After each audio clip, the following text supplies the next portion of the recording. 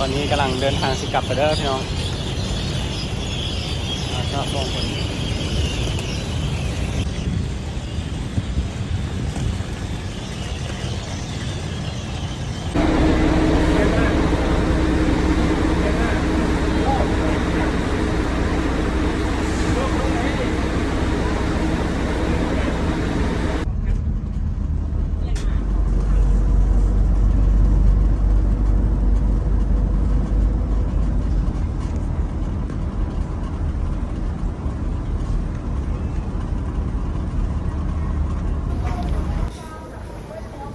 หลังจาก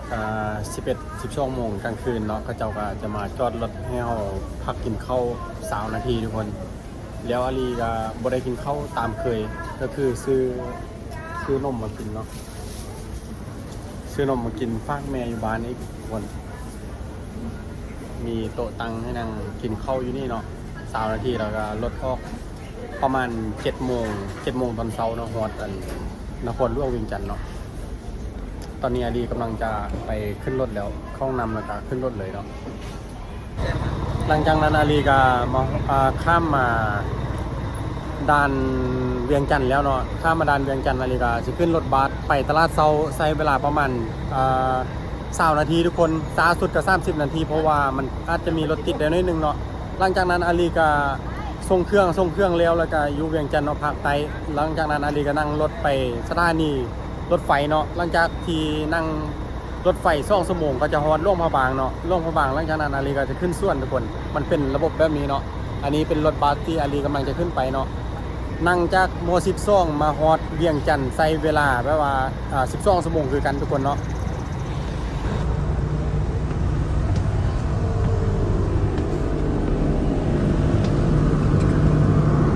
ในรถก็จะประมาณนี้ทุกคนอันนี้สำหรับนั่ง1 คนเนาะแล้วอันนี้2 คนมันมีให้เลือกสามารถซื้อในแอปหรือว่าซื้อในสถานีก็ได้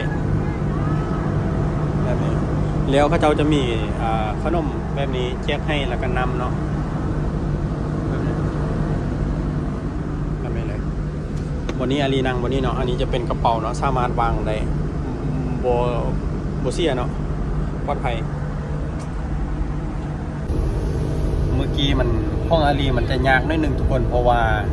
ตอนอาลีเข้ามาเนาะแล้ววีซ่ามันหมดทุกคนวีซ่ามันหมดเพราะว่าอาลีต้องต่อทุก2 เดือนเพราะว่าอาลีไปเฮ็ด YouTube อยู่เมืองไทยเนาะแล้ววันนี้ก่อนอาลีจะเข้าอาลีเข้าไปสแตมป์แล้ววีซ่าหมดบ่ผ่านแล้วหลังจากนั้นอาลีก็ไปห้องพิเศษเนาะห้องเย็นเนาะทุกคนแล้ววันนั้นอาลีก็เสียประมาณ200 บาทแล้วอาลีก็เข้าไปทางประตูหลังเลยเพราะว่าเจ้าหน้าที่เพิ่นว่าเข้าทางนั้นเนาะแล้วตอนที่อาลีออกมาวันนี้ออกมาแล้วเพิ่น5บนสแตมป์บ่มีทุกคนอาลีก็เลยแบบต้องไปท่าประมาณครึ่งชั่วโมงเนาะครึ่งชั่วโมงอาลีก็เลยแบบเฮ็ดเรียบร้อยแล้วก็ออกมาแต่ว่าบ่ได้เสียเงินเนาะอันนี้ดีหลายทุกคนบ่ได้เสียเงินอีกตื่มเพียงแต่ว่าเพิ่น5อันโตอาลีสแตมป์เข้าบ่เห็นเนาะตอนนี้กำลังนั่งรถเที่ยวไปแล้วตอนนี้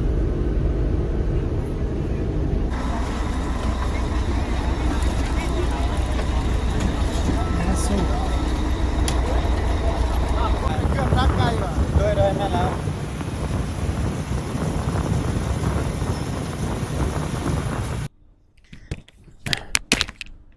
โอเคเนาะทุกคนตอนนี้อาลีมาฮอดสถานีรถไฟลาวจีนที่นครหลวงเวียงจันทน์เนาะกระเป๋า2 ใบเนาะกระเป๋า2 ใบใหญ่ๆแบบนี้เลยถ้ามาข้ามได้บ่ข้ามใดเนาะอันนี้บ่จำกัดเรื่องน้ำหนักทุกคนอันนี้สามารถเอาขึ้นมาได้เลยเนาะอาลี2 กระเป๋าใหญ่ๆถ้า3 กระเป๋าเนี่ยคือจะบ่ได้เนาะมันขึ้นอยู่กับเฮาว่าเฮาลากได้บ่เนาะแต่ว่าเมื่อกี้ก็เจ้าก็ถามอยู่ว่าคือมีเครื่องไล่แต่ว่าเครื่องมันบ่มันหนักได้ทุกคนบ่แม่นว่าบ่หนักมันหนักเนาะเขาเจ้าก็เลยถามว่าเครื่องไล่แต่อาลีว่ามีแต่เครื่องนุ่งเนาะเขาเจ้าก็เลยปล่อยไปตอนนี้อาลีคิดว่าสิบ่ได้ทุกคนเพราะว่าเนาะมันก็อาลีขนาดยกซองแขนก็ยังขึ้นทางประมาณ1 โมง 30 นาทีเนาะ1 โมง 30 นาทีออกจากบนนี้ไปฮอดบานประมาณ3 โมง 40เนาะ3 โมง 40ฮอดหลวงพระบางแล้วหลังจากนั้นก็จะมีรถตู้ให้ใช้บริการเนาะอาลีก็จะนั่งรถตู้ไปที่หน้าโรงเรียนมหาลัยการเงินเนาะหน้ามหาลัยการเงินแล้วก็จะมีหมู่อาลีมารับอยู่บนหั่นแล้วก็ขึ้นไปส่วนเนาะสำหรับเครื่องที่อยู่ในนี่เนาะทุกคนเนาะ อันนี้จะไปฝากตอนแรงของมือนี้เลยเนาะเยอะๆ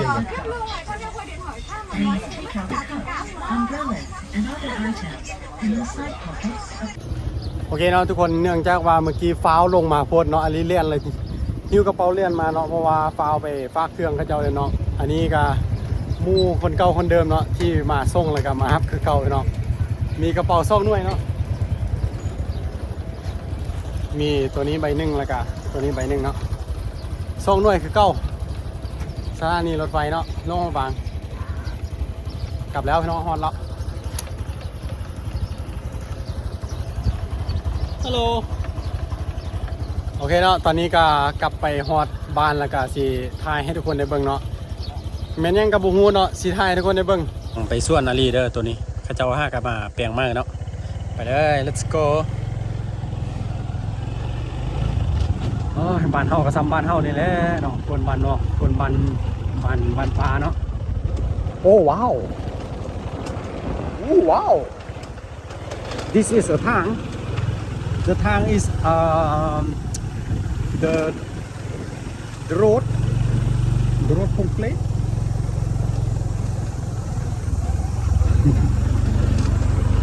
oh wow oh this is a kiki มืด and kiki โอ้เห็นมาเลยนี่เนาะนี่แหละตามเข้าไปซาลีมาจ่อยยอดเปลี่ยนทางเข้าแล้วมาเปลี่ยนทางเข้ามันเป็นอะไรเหตุการณ์บ้านเมืองบ้านอาลีแล้วก่อนแล้วเนาะเพื่อน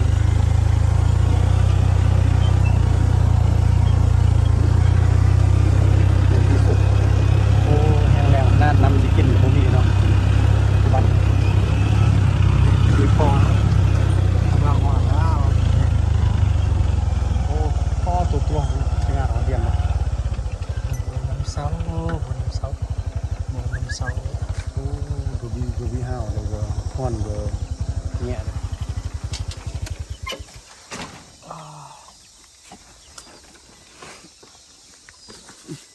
มันพอซ้ำเลยนะ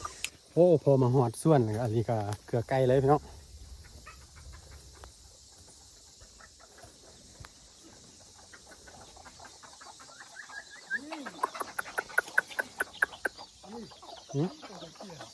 มาแล้วตัวนี้นะงามเลยตัวนี้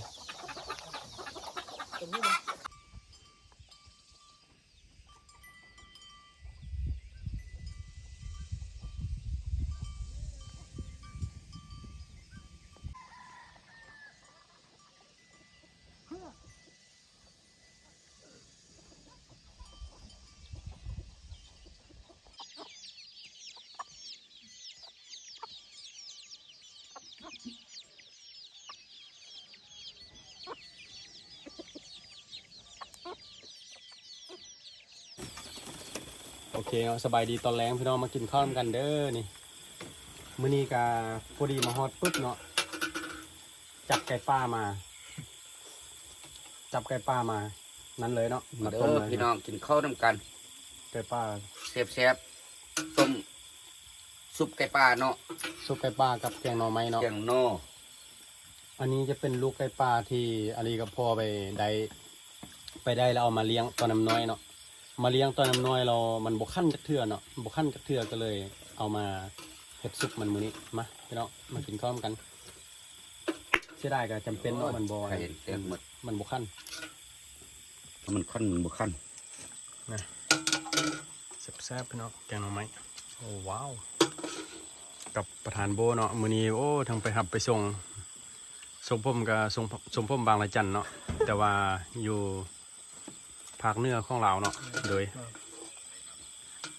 เป็นอุดมสมบูรณ์ไปด้วยโปรตีนแกงหน่อไม้